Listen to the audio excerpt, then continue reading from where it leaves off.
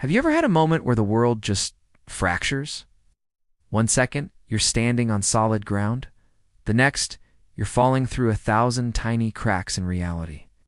For me, that moment came on a sweltering Saturday afternoon in a quiet Chicago suburb. With the smell of car wax and cut grass hanging in the air, I was cleaning out my neighbor Mark's sedan, a favor, while he was supposedly on a fishing trip. My hand slid between the passenger seat and the center console, fishing for a dropped pen, and my fingers brushed against something cold and metallic. It wasn't a coin. It was a ring. My wife, Sarah's wedding ring. The one she claimed she'd lost down the sink drain 2 months ago. The world didn't just crack, it shattered. If you genuinely enjoy our stories, please subscribe to the channel. Tell us where you're from and what time it is right now. It's always fascinating to know how far our story flows. The shock was a physical blow, knocking the air from my lungs. I sank back on my heels on Mark's pristine concrete driveway, the gold band digging into my palm. My mind raced, a frantic slideshow of the past few months. Sarah's sudden late nights at the office, the hushed phone calls she'd take in the other room. Her voice a low murmur I could never quite catch. The way she'd started guarding her phone like it was a state secret, angling the screen away from me, a casual gesture that now felt like a calculated act of war. She had become a stranger in our home, a beautiful cold ghost haunting the hallways of our 10-year marriage. The warmth that once defined her, the easy laughter and gentle touch, had been replaced by a brittle, defensive chill. She'd look at me, but her eyes were miles away, lost in a world I wasn't invited into. The excuses were always plausible, always just reasonable enough to swallow the bitter pill of doubt. A work dinner, a friend's crisis, a yoga class that ran late. I had believed her. I had trusted her. Now, holding this ring, I felt like the world's biggest fool. The betrayal was a venomous serpent coiling in my gut, its fangs dripping with the poison of 1,000 lies. I looked from the ring to our house, the one we'd bought together, the one where we'd planned a future, and a cold, hard resolve began to crystallize in my chest. The grief was there, a howling storm just beneath the surface, but something else was rising with it. A chilling, strategic calm. She thought she was clever. She thought I was blind. She'd underestimated me. And as I stood up, slipping her ring into my pocket, I knew one thing with absolute certainty. She was going to pay for every single lie. The first step was the hardest, pretending. I walked back into our house, the ring a lead weight in my pocket, and found her in the kitchen, scrolling through her phone with that detached, serene smile she'd perfected. "Hey, honey," she said, not looking up. "You've been out there for hours." I forced a smile, a painful stretch of muscles that felt alien on my face. Just finishing up. Mark's car was a mess. I needed proof, irrefutable proof that would stand up not just in my own shattered mind, but in a court of law. The next day, I bought a high-end voice-activated recorder, no bigger than a thumb drive, and a GPS tracker. Planting them was a masterclass in stealth I never knew I possessed. The recorder went under the passenger seat of her car, the same place I'd found the ring in his. The GPS tracker, magnetic and small, attached cleanly to the undercarriage. Then I waited. The waiting was a unique form of torture. Every ping from the GPS, every notification that the recorder had captured a new file, was a fresh stab in the heart.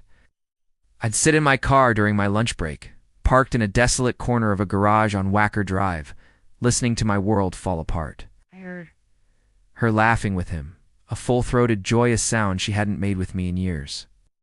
I heard them planning their weekends, dissecting my flaws, mocking my trust. "He's so predictable," she'd said one afternoon, her voice dripping with a casual cruelty that made my blood run cold. "He'll be watching the game all weekend. He won't notice a thing." They met at the Drake Hotel, at cheap diners on the outskirts of the city, in public parks where they thought they were anonymous. I cataloged every conversation, every location, every receipt I found in her purse for dinners I wasn't at. I was building a fortress of evidence, brick by painful brick. The final piece of the puzzle clicked into place a week before our anniversary. I listened to a recording of them in her car, parked somewhere quiet. Mark's voice was smug. "You gonna tell him soon? I'm getting tired of sneaking around." Sarah's sigh was heavy, theatrical. I will. I'm just waiting for the right time. After our anniversary. It's a big one. 10 years. The bonus from my firm comes through right after. Once that's in our joint account, I'll tell him. It'll be cleaner that way. My heart stopped. It wasn't just betrayal. It was a heist. She was planning to drain our finances before leaving me. The ruthless, calculated coldness of it was breathtaking. That was it. The last shred of the woman I loved died in that recording. In her place was a monster, and I knew I had to be a monster to fight her. I immediately contacted a lawyer, a shark named David Chen, whose office was a sterile glass and steel affair in the loop. I played him a 5-minute clip. He didn't even flinch. He just slid a retainer agreement across the polished mahogany desk. "We're going to burn them to the ground," he said, his voice a quiet promise. We spent the next week setting traps. We filed for divorce silently, putting a freeze on all our joint assets, timed to go into effect the day after her bonus was deposited. We prepared a civil suit against Mark for alienation of affection, a relic of a law in our state, but one that would allow us to subpoena his financial records and expose his complicity. The stage was set. Our anniversary dinner was at a Michelin-star restaurant on North Clark Street, a place she'd always wanted to go. She was radiant, dressed in a stunning black dress, playing the part of the loving wife to perfection. She talked about our future, about a trip to Italy we'd always dreamed of. I just smiled, nodded, and played along the conversation from the recorder echoing in my head. The next morning, she woke up giddy, talking about her bonus, checking the bank account on her phone. I watched as her face fell. The account was frozen. "What's going on?" she asked, her voice tight with confusion. "I can't access the account." I just looked at her, my face a blank mask. My lawyer probably put a hold on it. Her face went pale. "You're a lawyer?" Just then the doorbell rang. I opened it to a process server who handed a thick envelope to a stunned Sarah and another to me, which I promptly walked next door and handed to a shirtless, confused Mark who was just getting his morning paper. The trap had been sprung. The fallout was biblical. The divorce proceedings were brutal. My evidence was overwhelming. Recordings, the GPS data, the receipts. It was an open and shut case. She was denied alimony, and because of the asset freeze, her bonus was tied up in the legal battle. The civil suit against Mark destroyed his career.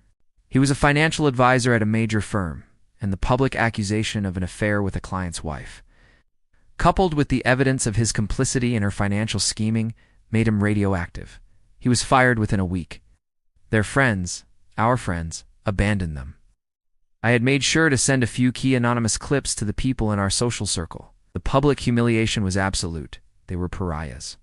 The last time I saw her was in the courtroom. She looked hollowed out, a ghost of the vibrant woman she once was. The arrogance was gone, replaced by a desperate, pleading look in her eyes. But I felt nothing. No pity, no anger, not even sadness. Just a vast, cold emptiness. I had one. I had destroyed them as completely as they had destroyed me. I sold the house and moved to a small, quiet apartment in Lincoln Park, overlooking the water. Sometimes I walk by the lake at night, the cold Chicago wind whipping off the water, and I think about it all. The revenge was surgical, precise, and total. But it didn't fix the hole in my life. It just made the edges cleaner. It didn't bring back the man I was before I found that ring. He was gone forever. All the victory in the world can't fill the silence they left behind. The end.